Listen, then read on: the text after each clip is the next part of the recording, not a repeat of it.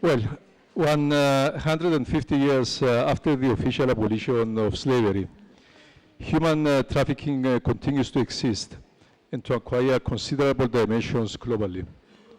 Considered to be one of the most serious crimes committed by organized criminal groups, it has taken the form of a highly organized business that sells and exploits people, generating huge profits in the process. It is reputedly the third most lucrative form of criminal behavior in the world after arms and drugs trafficking.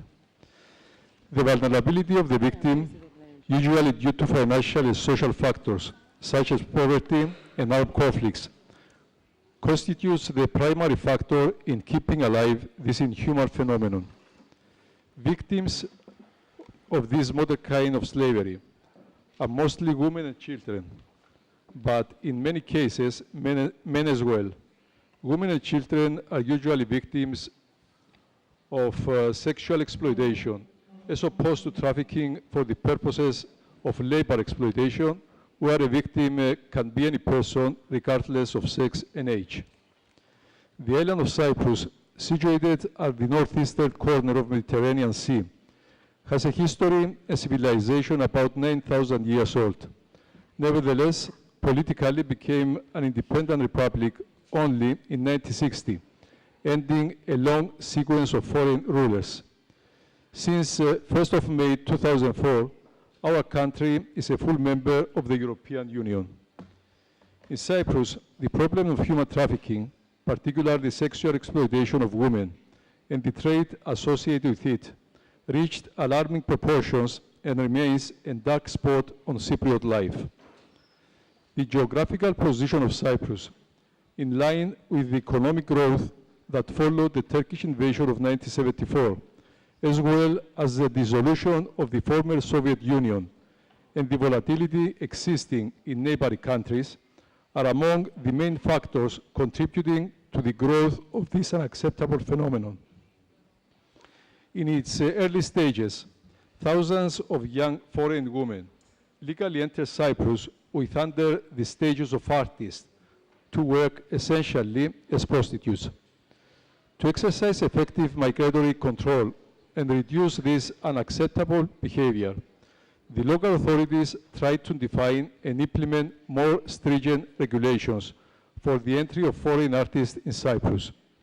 As a result, there was a noticeable improvement in the relevant criteria of using artist visas, albeit without reaching a satisfactory solution to the problem of sexual exploitation of these women. Serious complaints regarding the living and working conditions of the aforementioned persons resulted in the conviction of the Republic of Cyprus by international organizations, including the European Court of Human Rights. One well-known case is that of a 20-year-old Russian dancer Oksana Rancheva, who came to Cyprus in March 2001 after being issued with an artist visa to work as a cabaret dancer. 3 days later, she left her job saying, "I cannot take this anymore." She was found by her employer, the cabaret owner, who took her to the police asking for her deportation. Because there was no legitimate reason for her deportation, the police returned Rancheva to her employer. 2 hours later, Rancheva was found dead on the sidewalk in front of the apartment to which she had been taken.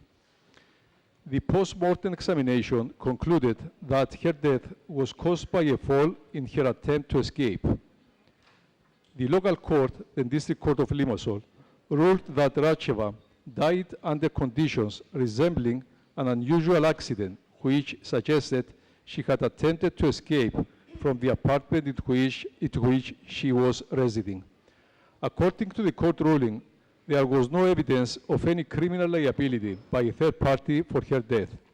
In May 2004, her father appealed to the European Court of Human Rights, claiming there can be numerous violations of articles under the European Convention of Human Rights. The European Court of Human Rights decided against the Republic of Cyprus, ruling there can be violations of Article 2 of the Convention, right to life, Article 4, prohibition of slavery and forced labor, and Article 5, right to liberty and security. The court stressed the obligation of member states to investigate allegations of human trafficking and to implement measures to prevent and protect such persons.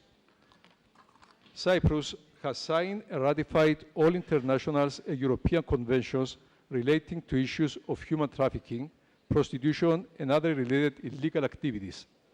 But despite this completeness of our legislation, its satisfactory implementation and the measures taken, the problem in our country still persists. The silence of the victims due to fear, this well-organized kind of criminal activity, and also the frequent inability of the whole system to respond are some of the factors that do not aid in the quick identification and conviction of the guilty. It is for this reason that it is necessary to ensure the cooperation of victims, the constant vigilance by all relevant departments, as well as the continuous adaptation of mechanisms and procedures for the effective implementation of the national legislative framework. At the same time, it is necessary to change attitudes and social perceptions. Respect for human rights and fundamental freedoms is a primary obligation of the state and an integral prerequisite for the proper functioning of any judicial system. The courts of the Republic of Cyprus are particularly sensitive to all forms of criminal behavior on issues pertaining to human trafficking, especially child exploitation, regularly imposing long prison sentences. Dear participants, the violation of human dignity and individual freedoms has no place in democratic societies. As judges, we are bound not only by the legislative framework, but above all by our conscience to be relentless in fighting the barbaric phenomenon of human trafficking. Our duty, is to ensure that the legacy we shall leave for future generations in this field will be a key step in realizing the lofty objective of protecting life, personality, and human rights. Thank you for your attention.